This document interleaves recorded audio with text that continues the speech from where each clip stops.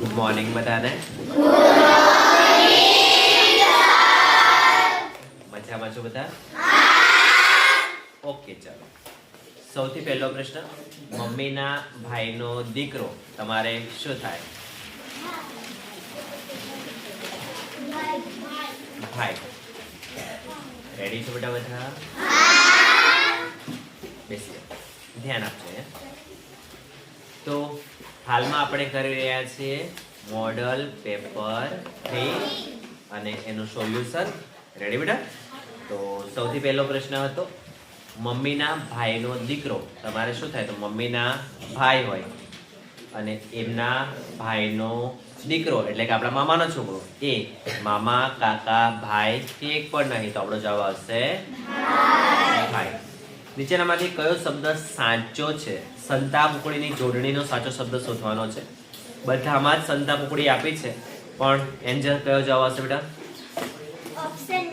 Option A. સંતાકુકડીમાં એમાં ધ્યાન રાખવાનું છે, કુ જે છે તે એમાં દીર્ઘ આવશે અને ડી માં પણ દીર્ઘ આવશે, એ ધ્યાન રાખવાનું છે. સસલાનો સ આવશે. એના પછી અથર્વ ટીવી જોવે છે. અથર્વ શું જોવે છે બેટા? આ વાક્યમાં ક્રિયાપદ પૂછ્યું છે, એટલે શું જવાબ આવશે બેટા? ક્રિયાપદમાં અથર્વ ટીવી છે કે જોવે? એ બેટા શું લખેલું છે ઓપ્શન ડી માં? જરા ચેક કરો. પ્રેરણા, મિતાલી, હેત બેટા. ક્રિયાપદ એટલે ક્રિયા. બેસી જાઓ. ચલો, ક્રિયાપદ એટલે ક્રિયા. રેડી? તો જોવે છે. સામા પટેલ વૃક્ષોને પાણી જાતે પાય છે. સામા પટેલ છે એ શું કરે છે? વૃક્ષોને પાણી જાતે પાય છે. આ વાક્યમાં સામે પટેલમાં કયા ગુણ જોવા મળે છે? સ્નેહલ? પર્યાવરણ પ્રત્યેનો પ્રેમ જોવા મળે છે. નિર્ભયતા, પર્યાવરણ પ્રેમી, કીર્તિ કે મોટાઈ? તો પર્યાવરણ પ્રેમી આવશે. સમડી ખાલી જગ્યા માળો ઊંચા ઝાડે છે. સમડી. આ પ્રકારના પ્રશ્નો બેટા તમે વિકલ્પો સેટ કરો તો પણ આવડી જાય. સમડી નો માળે ઊંચા ઝાડે છે. સમડી નું તો આવે જ નહીં. સમડી ની માળો તો આવે નહીં. સમડી ના માળો તો આવે નહીં. તો સમડી નો માળો ઊંચા ઝાડે છે. સીતા માતાનું અન્ય નામ શું હતું? વેરી ગુડ બેટા, જાનકી. રામને 14 વર્ષનો વનવાસ મળ્યો. રામને કેટલા વર્ષનો વનવાસ મળ્યો?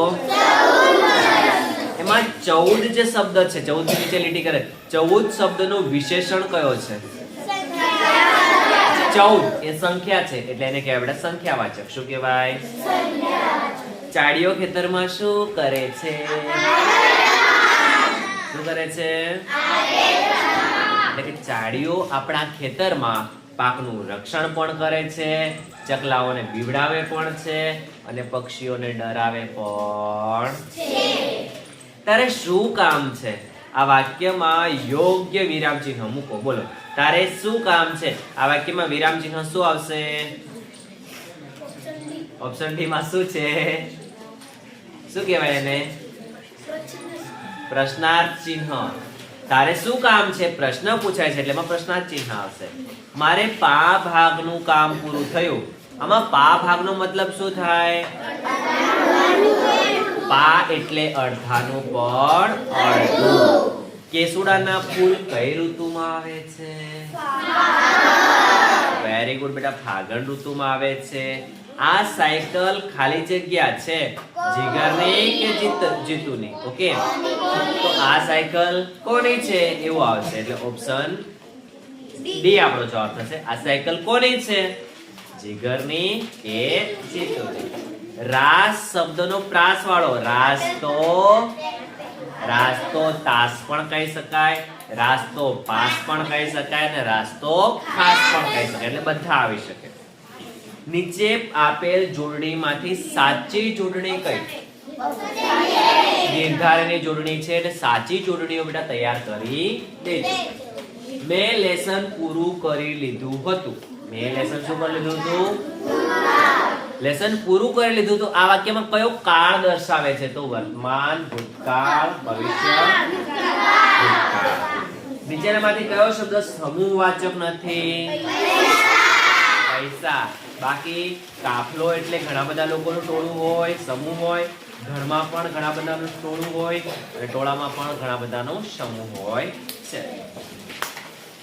અનાજ ભરવાનો ઓરડો શબ્દ સમૂહ માટે એક શબ્દ આપો.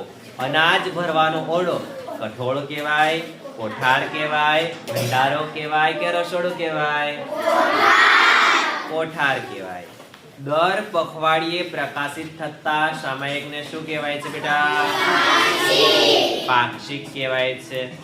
આકાશ પાતાળ એક કરવા એટલે ખૂબ જ મહેનત. સિંહની પરોણાગત કાવ્યના કવિનું નામ શું છે? રમણલાલ. અજીતભાઈને અન્યાય થાય છે તો ન્યાય મેળવવા ક્યાં જશે? પોલીસ સ્ટેશને જશે. Very good. નીચેનામાંથી કઈ સંખ્યા સૌથી મોટી છે? 96,000. નાની મોટી સંખ્યાઓ છે તો આપણે એમાંથી જોઈને શોધી શકીએ છીએ. 96,000, પછી 9,600, 96,001 કે 69,000 તો 96,001. ચડતો ક્રમ છે, ઉતરતો ક્રમ છે એ તો તમને આવડી જ છે. શ્રેણી છે 12, 16, 20, 24. પહેલા 12 છે, 12 ને 4 16, 16 ને 4 20, 20 ને 4 24. તો એના પછી શું આવશે? Very good. બાદબાકીનો દાખલો છે એ પણ તમને આવડી ગયો હશે.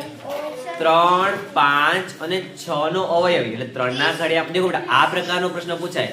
3, 5 અને 6 નો અવયવી એનો મતલબ એવો કે 3 ના ઘડિયામાં પણ આવતો હોય, 5 ના ઘડિયામાં પણ આવતો હોય અને 6 ના ઘડિયામાં પણ આવતો હોય. તો એવું કઈ સંખ્યા છે બેટા? 30. એક બસમાં 20 બાળકો તો 240 બાળકોને બેસાડવા માટે કેટલી બસ જોઈશે? Very good. 9,220 માં બેની સ્થાન કિંમતનો તફાવત કેટલો? હવે જોજો. એક છે બેટા 9,220 માં એક 200 છે અને એક 20 છે. તો 200 માંથી 20 જાય તો 180 રહેશે. વિદ્યાએ ક્રિશાને 50 ચોકલેટ આપી પણ વિદ્યા પાસે 27 ચોકલેટ છે. તો વિદ્યા પાસે પહેલા કેટલી ચોકલેટ હશે? Very good. પહેલી ચાર વિભાજ્ય સંખ્યાઓનો સરવાળો કેટલો થશે? રેડી. હવે 31માં પ્રશ્નથી આપણે પ્રોપરલી એક એક દાખલો સમજીએ. ઓકે બેટા, આગળના દાખલા આપણે સમજી ગયા હતા. 31માં નંબરનો દાખલો જુઓ. શું કીધું છે આપણને? તો આપણને એવું કીધું છે એક વાસણ છે. શું છે? એ વાસણનો 3/4 ભાગ દૂધથી ભરેલો છે. શેનાથી ભરેલો છે? જો તેને પૂરું ભરવા માટે 5 લીટર વધારે દૂધની જરૂર પડે તો વાસણની ક્ષમતા કેટલી? બધાનું ધ્યાન જરાક આ બાજુ ટટ્ટાર બેસી જાઓ. ધ્યાન આપજો. તો એક વાસણ છે, આવું આવે તો હું તો આવું કરું. 3/4 એટલે પહેલા તો એક વાસણ દોરી દઉં અને એના નીચે જેટલા હોય એટલા ભાગ પાડી દઉં. તો 1, 2, 3 અને 4. હવે આનો મતલબ એવો થાય બેટા, નીચે 4 છે તો આ વાસણના 4 ભાગ થયા. કેટલા ભાગ થયા? 4. અને ઉપર જેટલા હોય એટલા ભરેલા હોય. એનો મતલબ 3 ભાગ ભરેલા હશે. 3 ભાગ કેવા હશે? તો આ એક ભાગ ભરેલો હશે, બીજો ભાગ ભરેલો હશે, ત્રીજો ભાગ પણ ભરેલો હશે.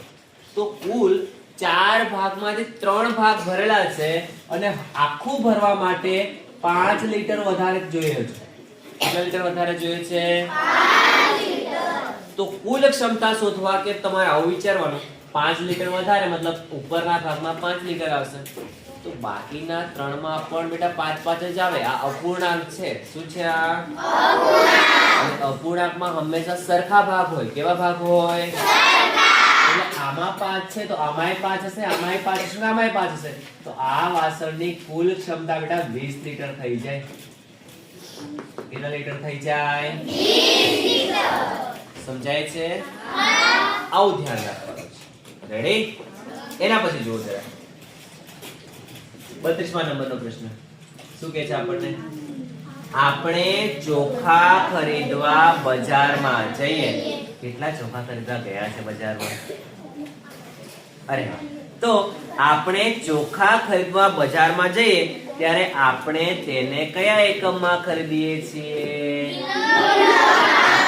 ઓપ્શન છે મીટર, લીટર, કિલોમીટર કે કિલોગ્રામમાં. દુકાન જઈને કહો 1 કિલોમીટર ચોખા આપી દે, એવું છે કોઈ 1 કિલોમીટર ચોખા માંગવા વાળું? ના. આપણે બેટા ચોખા લેવા હોય ને તો કિલોગ્રામમાં માપીએ, પણ તેલ લેવું હોય તો લીટરમાં. શેમાં? લીટરમાં. કાપડ લેવું હોય તો મીટરમાં. શેમાં? લીટરમાં. આ આપણે ધ્યાન રાખવાનું છે. મસ્ત અદાબ મારીને બેસો ને. એના પછી 33મા નંબરનો પ્રશ્ન, નીચેનામાંથી કઈ પૂર્ણ સંખ્યા છે? ઓ મને ચલો પૂર્ણ સંખ્યા કઈ છે?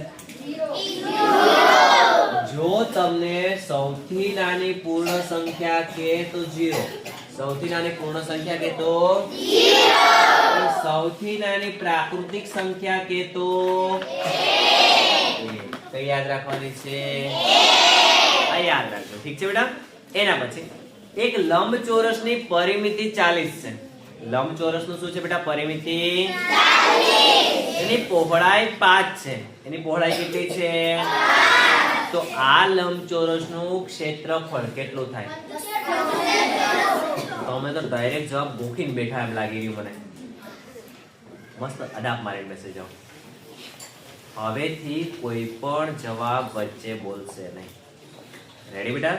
એટલે તમે જવાબ બોલી જાઓ છો ને, તમારી બાજુવાળા નથી આવડતું ને, એ પછી વિચારતું નથી, એ ડાયરેક્ટ ઓકે આ જ આવતો હશે. એ સાચો ખોટો જોતું નથી, કેમ કે એને મહેનત કરવી નથી, એને નથી મહેનત કરવી, પણ આપણે એને મહેનત કરતા કરવાના છે. કેમ કે પરીક્ષામાં જવાબ બોલવા માટે તમે નહીં હોય એની બાજુમાં. ખબર પડે શું કહું છું? પરીક્ષામાં જવાબ કહેવા માટે તમે એની બાજુમાં હોય ને એને જાતે ગણવા પડશે. ઓકે, તો પહેલા તો હું લંબચોરસ ચોરસના પરિમિતિ વાળા દાખલા આવે કે ક્ષેત્રફળ વાળા દાખલા આવે તો હું શું કરું છું એ તમને સમજાવું. ધ્યાન આપજો. પહેલા તો બેટા તમારે દોરી દેવાની આકૃતિ. શું દોરી દેવાની? આકૃતિ. અહીંયા વાત કરી છે લંબચોરસ. એક ઓપ્શન છે સૂત્રવાળો, પણ સૂત્રવાળો નથી કહેતો. અત્યારે બીજો ઓપ્શન સમજાવું છું. ધ્યાન આપજો. હવે આ લંબચોરસ છે. લંબચોરસની પરિમિતિ 40. એનો મતલબ એવો થયો બેટા, અહીંયાથી લઈ અને આખો એક ચક્ર પૂર્ણ કરે ને ત્યારનું ટોટલ જે માપ હશે એ 40 હશે. કેટલું હશે? 40. હવે શું કીધું છે કે આ લંબચોરસની પહોળાઈ 5 છે. પહોળાઈ કેટલી છે?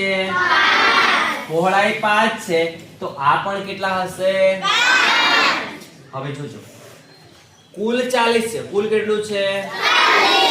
40 છે ને. એમાંથી 5 અને 5 10 તો જતા રહ્યા.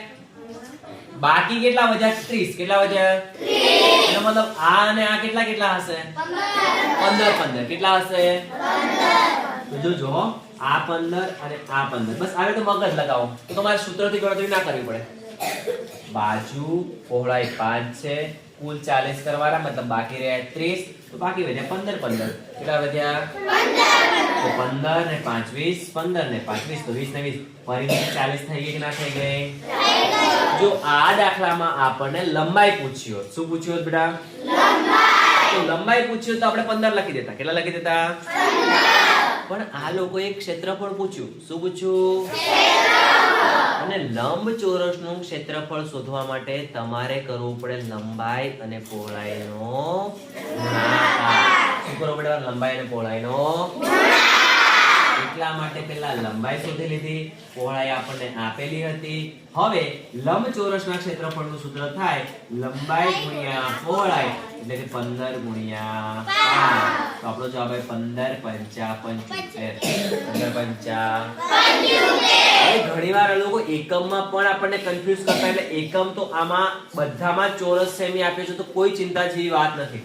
જો બેટા ક્ષેત્રફળ હોય તો એનો એકમ ચોરસ સેમી આવી શકે અથવા સેન્ટીમીટરનો વર્ગ આવી શકે, અને પરિમિતિ હોય તો એકલું જ સેન્ટીમીટર આવે. શું આવે? ખાલી એકલું જ સેન્ટીમીટર. કોને યાદ રહી છે આ? ઓકે, ચાલ ધ્યાન. એના પછીનો પ્રશ્ન, નીચેનામાંથી સૌથી મોટો અપૂર્ણાંક કયો છે?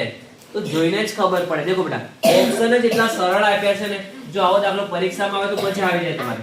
4/9, 1/9, 8/9 અને 6/9.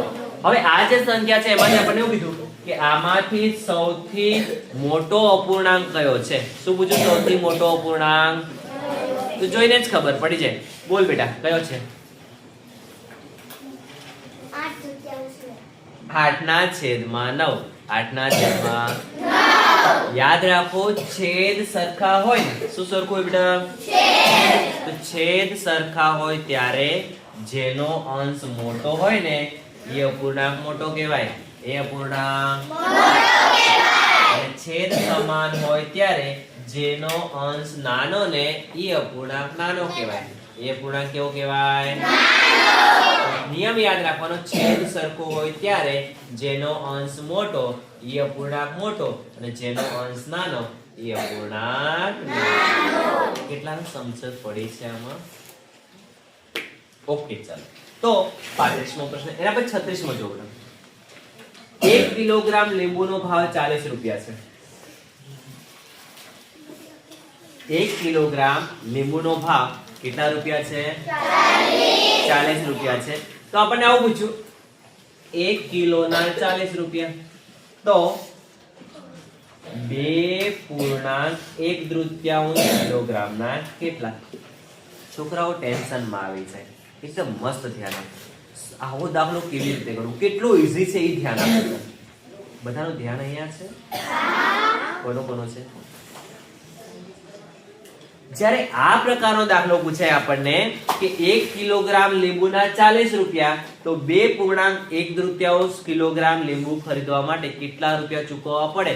હું કહું છું મગજમારી કરો જ નથી, ખાલી સમજી લો. શું છે બેટા આનો મતલબ? તો આનો મતલબ એવો થાય છે 2 કિલોગ્રામ આખા અને 1 કિલોગ્રામ અડધો. 2 કિલોગ્રામ આખા અને 1 કિલોગ્રામ અડધો. તો 1 કિલોના 40 રૂપિયા, તો 2 કિલોના કેટલા? 80. અને 1 કિલોગ્રામના 40 હોય તો અડધાના કેટલા? 20. પતી ગયો દાખલો. 80 + 20 એટલે 100 રૂપિયા ચૂકવવા પડે. કોને કોને સમજાયો દાખલો? રેડી? આવી રીતે આપણે આ દાખલો ગણી શકીએ છીએ. લાગે આપણને અઘરો, પણ યાદ રાખવાનું છે કે બેટા આપણે મિશ્ર અપૂર્ણાંક છે, વચ્ચે વત્તાનો સંબંધ. તો આ 2 કિલોના અડધો કિલો, તો 2 કિલોના 80 રૂપિયા, અડધા કિલોના 20 રૂપિયા. પતી ગયો દાખલો. આવડી જશે બધાને? ચાલો એના પછીનો પ્રશ્ન 37મો. 100 માં 50 પૈસાના કેટલા સિક્કા મળશે? રૂપિયા 100 માં 50 પૈસાના કેટલા સિક્કા મળશે? દેખજો હો, ધ્યાન આપજો. પ્રશ્ન કેવો પૂછ્યો એને? રૂપિયા 100 છે. રૂપિયા કેટલા છે? 100. આમાં તમારે 50 પૈસાના સિક્કા લેવાના છે. કેટલા પૈસાના સિક્કા લેવાના છે? 50. તો કેટલા સિક્કા મળશે એવું પૂછે છે. મનીષની પાછળ 200. કેવી રીતે ખબર પડી? કોણ કહેશે મને? હા બેટા, કેવી રીતે ખબર પડી તને?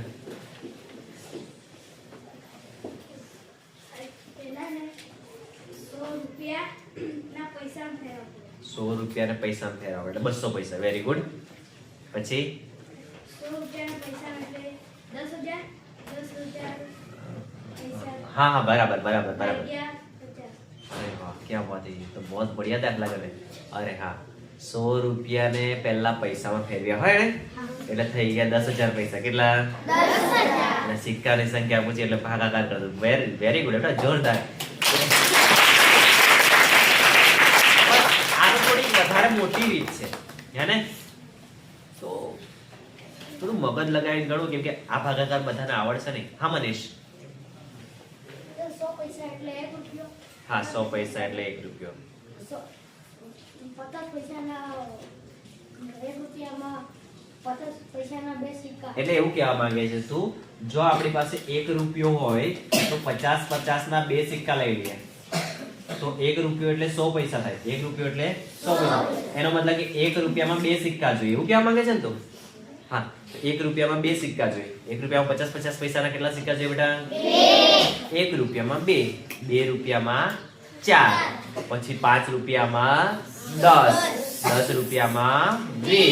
એટલે ડબલ થતા જાય. દેખો બેટા, ધ્યાન આપજો, બધાનું ધ્યાન અહીંયા હોય તો હું સમજાવું.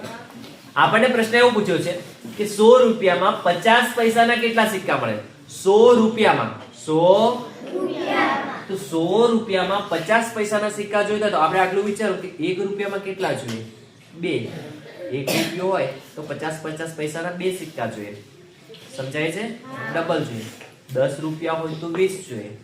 50 રૂપિયા હોય તો 100 સિક્કા જોઈએ. તો 100 સિક્કા હોય તો 200 સિક્કા જોઈએ. દાખલો પૂરો.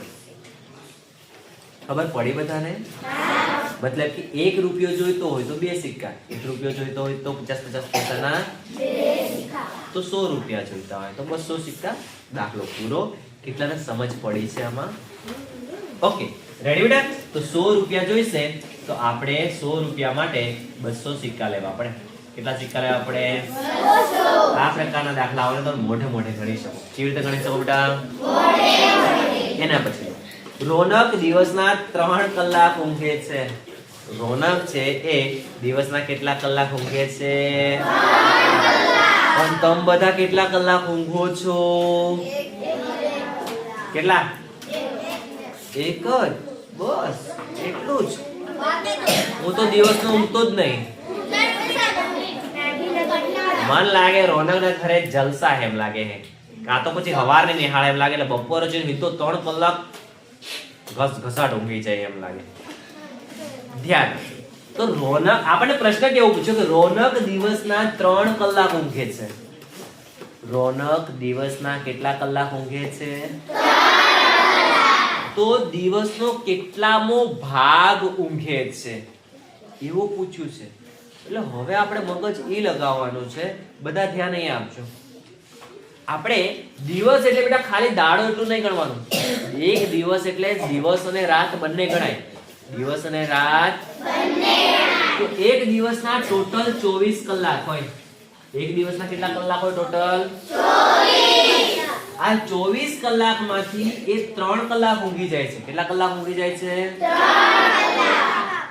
ઓકે, તો 24 કલાકમાંથી 3 કલાક ઊંઘે છે. હવે તમારે કટ કરવું પડે. શું કરવું પડે? એટલે 3 8 24. ઉપર કઈ ના વધે તો 1 અને નીચે વધે 8. તો આવી રીતે વિચારો. હવે તમને સાહેબ 24 તો સંખ્યામાં છે જ નહીં બેટા, એ આપણે જાતે વિચારવું પડશે. કેમ કે આખા દિવસમાંથી 3 કલાક સૂવે છે અને 24 કલાકમાંથી 3 કલાક સૂવે છે. પછી 3/24 કરશો ત્યારે, કેમ કે ઓપ્શન પણ આપણને એવા જ આપ્યા છે. જો 1/6, 1/8, 1/2, 1/12. તો સાચો જવાબ 1/8 થઈ જશે. જો એવું પૂછે આપણને કે કોણ છે અહીંયા? રોનક દિવસના 12 કલાક સૂવે છે. રોનક દિવસના કેટલા કલાક સૂવે છે? 12 કલાક. અને એનો જવાબ પૂછે તો કુલ 24 માંથી 12 કલાક એટલે અડધા, આખું અડધું એટલે 1/3 જવાબ આવે. કેટલો જવાબ આવશે? 1/3. આપણે ધ્યાન રાખવાનું છે, યાદ પણ રાખવાનું છે. રેડી? હવે આગળ જોઈએ. ચલો, નીચેની સંખ્યાઓમાં વિભાજ્ય સંખ્યાઓ કેટલી છે? આવું આપ્યું છે. જુઓ શું આપ્યું છે આપણને?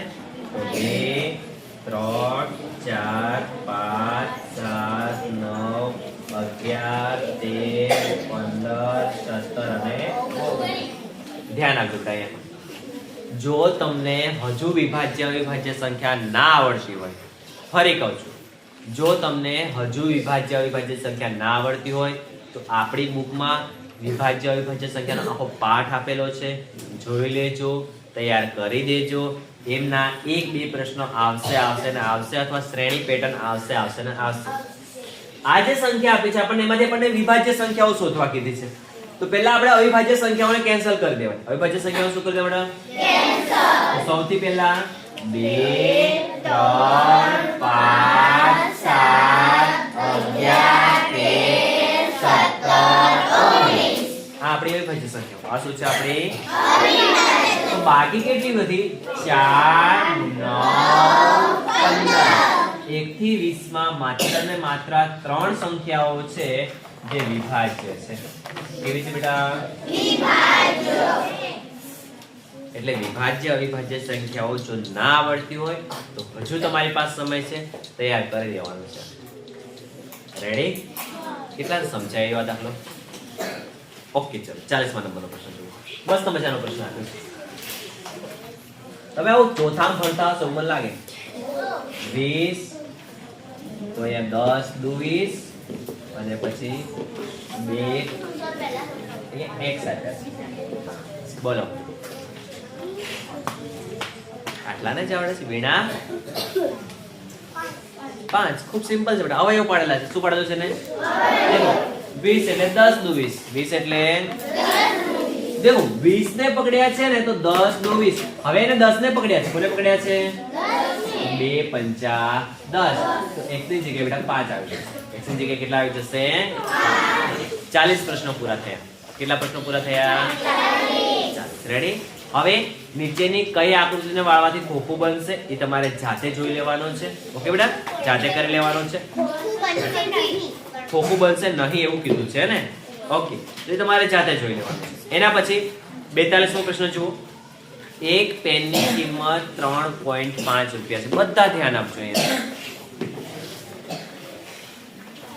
એક પેન છે એક પેન લેવી હોય તો 3.5 રૂપિયા એટલે બેટા એનો મતલબ એવો થાય કે 3.5 રૂપિયા કેટલા રૂપિયા અથવા તો 3 રૂપિયા ને 50 પૈસા 3 રૂપિયા ને આગળ જુઓ અને રબરની કિંમત 2.5 રૂપિયા છે એટલે જો તમારે રબર લેવું હોય તો તમારે એને 2.5 એટલે 2.5 રૂપિયા આપવા પડે અથવા એને સમજીએ તો 2 રૂપિયા ને 50 પૈસા કહેવાય 2 રૂપિયા ને હવે એવું કહે છે આપણને 2 પેન અને 2 રબર લેવા હોય હવે ધ્યાન આપજો એક પેન ના બેટા 3.5 રૂપિયા તો 2 પેન ના કેટલા હશે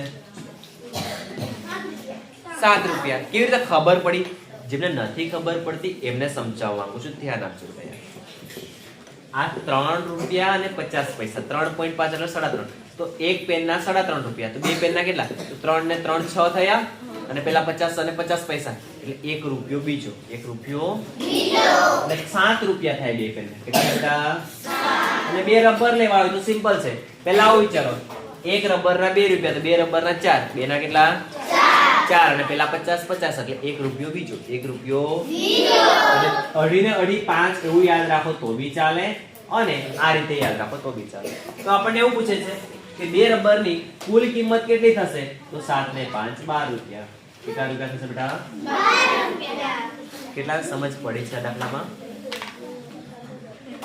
ઓકે ચલો બેટા હવે પછી 43મો પ્રશ્ન નીચેનામાંથી 55 અને 60 ને નિશેષ ભાગી શકાય તે સંખ્યા કઈ છે 55 અને 60 55 અને ખૂબ ઈઝી દાખલો છે ધ્યાન આપજો બેટા ઓપ્શન આપ્યા છે આપણને પહેલામાં 10 તો 10 ના ઘડિયામાં 55 નહીં આવશે 60 આવશે એટલે 10 જવાબ આવે નહીં 12 ના ઘડિયામાં 55 આવતા નથી 6 ના ઘડિયામાં પણ 55 આવતા નથી અને 5 ના ઘડિયામાં 55 પણ આવી જશે અને 60 પણ આવી જશે એટલે જેનો એકમનો 0 અથવા 5 હોય 0 અથવા 5 એ સંખ્યાઓને 5 વડે ભાગી શકાય કેટલા વડે ભાગી શકાય અથવા તો આ પ્રકારના દાખલામાં તમે ભાગાકાર કરીને પણ ચેક કરી શકો છો એક ચોરસની પરિમિતિ 20 મીટર પાછો આવ્યો ચોરસ વાળો દાખલો જોયો એક ચોરસ શું છે અને આની પરિમિતિ 20 મીટર છે એનો મતલબ કે આ બધી બાજુનો સરવાળો થઈને 20 થતા હશે કેટલા થતા હશે 20 થતા હશે 5 વચ્ચે કોણ બોલે છે ધ્યાન આપજો હવે શું કીધું છે આપણને તો ચોરસનું ક્ષેત્રફળ પૂછ્યું શું પૂછ્યું ચોરસનું ક્ષેત્રફળ આવો દાખલો પરીક્ષામાં આવશે અને આવશે જરાક ધ્યાન આપજો બધા છે પરિમિતિ પરથી આપણને ક્ષેત્રફળ શોધવા કે એટલે પહેલા જોઈએ બેટા આપણને બાજુની લંબાઈ શું જોઈએ બાજુની લંબાઈ એટલે પરિમિતિ 20 હોય પરિમિતિ કેટલી હોય 20 તો બધી બાજુથી 20 થતી હોય તો દરેક બાજુનું માપ કેટલું હોય 5 એટલે 5 ચોક 20 થાય એટલે 5 અને હવે આનું ક્ષેત્રફળ કીધું તો ક્ષેત્રફળનું સૂત્ર થાય લંબાઈ ગુણ્યા લંબાઈ અથવા બાજુ ગુણ્યા બાજુ તો 5 ગુણ્યા 5 કરીએ તો પાછું 25 આ રીતે આપણો સાચો જવાબ થઈ જશે ઓપ્શન સી કયો થઈ જશે ઓપ્શન સી અને પહેલા કીધું એમ કે એકમમાં ધ્યાન રાખવાનું ક્ષેત્રફળ શોધવા કે તો એનો એકમ ચોરસ સેમી આવે શું આવે ચોરસ સેમી અને પરિમિતિ શોધવા કે તો ખાલી સેમી આવે પરિમિતિ શોધવા કે તો શું આવે ખાલી સેમી એ આપણે ધ્યાન રાખવાનું છે ઓકે 11 ઘન મીટર ઘનતાવાળી ટાંકીમાં વધુમાં વધુ કેટલું પાણી સમાય ઘન મીટર શું કીધું બેટા ઘન મીટર હવે પાણી છે ને મીટરમાં નહીં હોય અહીંયા ધ્યાન આપજો પાણી છે ને પાણી એ મીટરમાં હોય, પાણી લીટરમાં હોય બેટા. શું હોય? પાણી લીટરમાં. હવે 11 ઘન મીટર ક્ષમતા વાળી ટાંકી છે એટલે એમાં કેટલું પાણી સમાશે? તો 11 ઘન મીટર જેટલું જ સમાશે. 11 ઘન મીટર છે. હા, શું કે બેટા? કેટલું પાણી સમાશે? કેવી રીતે ખબર પડી તને?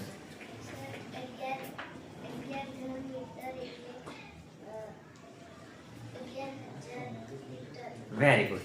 દેખો બેટા, 1 ઘન મીટર એટલે 1000 લીટર થાય. બેસી જાઓ. Very good. 1 ઘન મીટર એટલે 1000 લીટર થાય. કેટલા લીટર થાય? 1000. હવે તમારે ધ્યાન એ રાખવાનું છે કે અહીંયા કીધું છે 11 ઘન મીટર. કેટલા ઘન મીટર? 11. અને એને લીટરમાં ફેરવવા માટે 1000 જોડે ગુણાકાર કરી દેવાનો. લીટરમાં ફેરવવા માટે શું કરો? 1000 જોડે 11 ગુણ્યા 1000 કરો એટલે 11000 લીટર પાણી સમાઈ શકે. કેટલા લીટર પાણી સમાઈ શકે? 11000 લીટર. તો આટલું આપણે ધ્યાન રાખવાનું છે. એના પછી 46મો પ્રશ્ન છે. બધામાં છેદ સરખા છે એટલે આ જે સંખ્યા છે એને ચડતા ક્રમમાં ગોઠવવું ખૂબ ઈઝી છે બેટા. જુઓ, 1 ના છેદમાં 2 આપ્યા છે, 2 ના છેદમાં પણ 2 આપ્યા છે, 5 ના છેદમાં પણ 2 આપ્યા છે અને 3 ના છેદમાં પણ 2 આપ્યા છે. આવો એક દાખલો હમણાં જ આવ્યો હતો. હવે આપણને કીધું છે કે આ દાખલાને ચડતા ક્રમમાં ગોઠવો. શેમાં ગોઠવો? ચડતા ક્રમમાં. શું ધ્યાન રાખવાનું છે આપણે? વધારો ધ્યાન જરાક આ બાજુ હોય. ટટાર બેસો જરાક. રેડી છો બધા? આ પ્રકારનો દાખલો આવે એને ચડતા ક્રમમાં ગોઠવવા કે ઉતરતા ક્રમમાં ગોઠવવા કે બેટા છેદ સરખા હોય તો દાખલો ઈઝી હોય.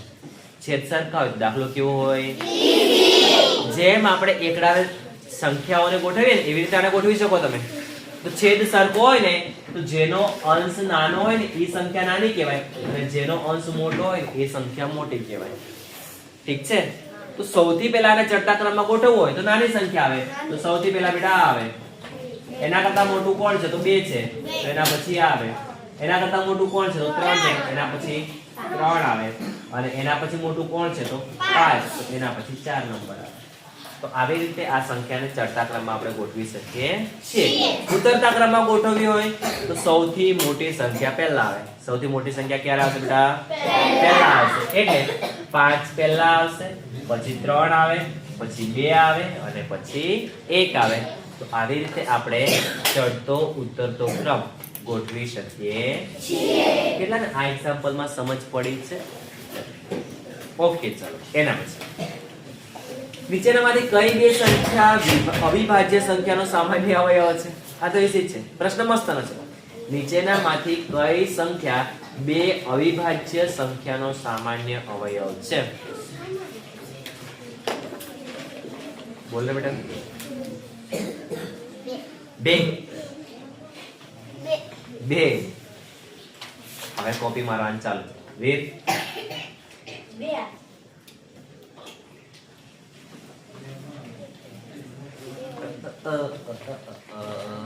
સ્નેહલ 2.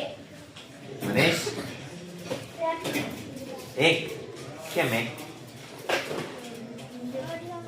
એકમાં ઘડિયાળમાં દસ પડી છે. કેમ 1? કેમ કે અવિભાજ્ય સંખ્યા ખાલી 2 જ અવયવ હોય. અવિભાજ્ય સંખ્યાને 2 જ અવયવ. મિતાલી માટે જોરદાર તાળીઓ.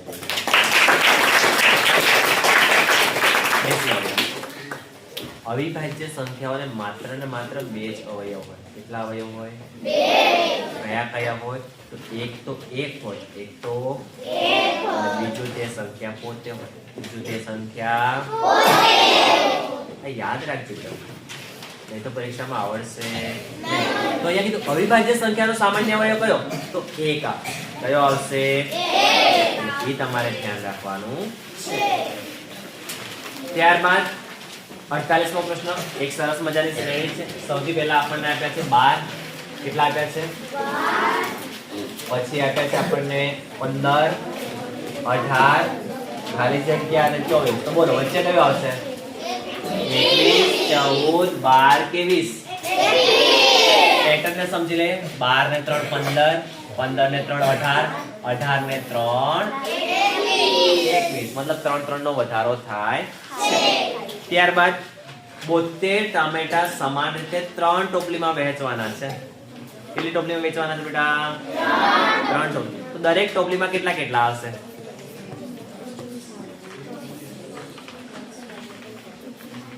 આ લાઈનમાં છેલ્લે 24. કેવી રીતે ખબર પડી? એ બી તો કેવું પડે તમારે મને. હા બેટા બોલ ને. 24. છેલ્લે 24. કેવી રીતે ખબર પડી? 72 ટામેટા છે. કેટલા ટામેટા છે બેટા? ટામેટા 72 છે. અને 72 ના 3 ભાગ કરવાના છે. કેટલા ભાગ કરવાના છે? એટલે એના 3 ભાગ્યા 3 કરી દેવાના. એના ભાગ્યા તો 72 ભાગ્યા 3 કરશો તો 24 જવાબ આવશે. કેટલો જવાબ આવશે? 50મો પ્રશ્ન, અલગ અલગ વિસ્તાર પ્રમાણે કઈ બાબતની ભિન્નતા જોવા મળે છે? રહેઠાણની, રહેણીકરણીની, રીતિ રિવાજની કે આપેલ તમામની?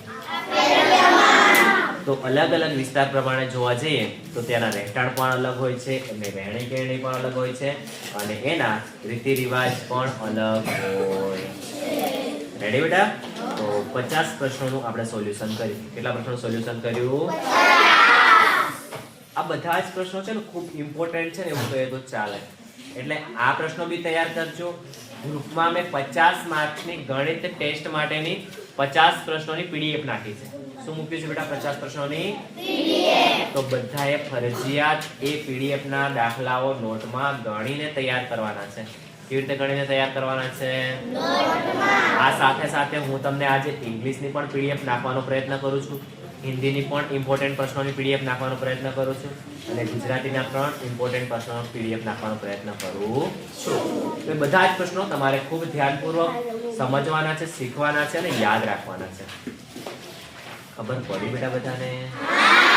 તો 50 પ્રશ્નો હાલમાં સોલ્વ કર્યા છે.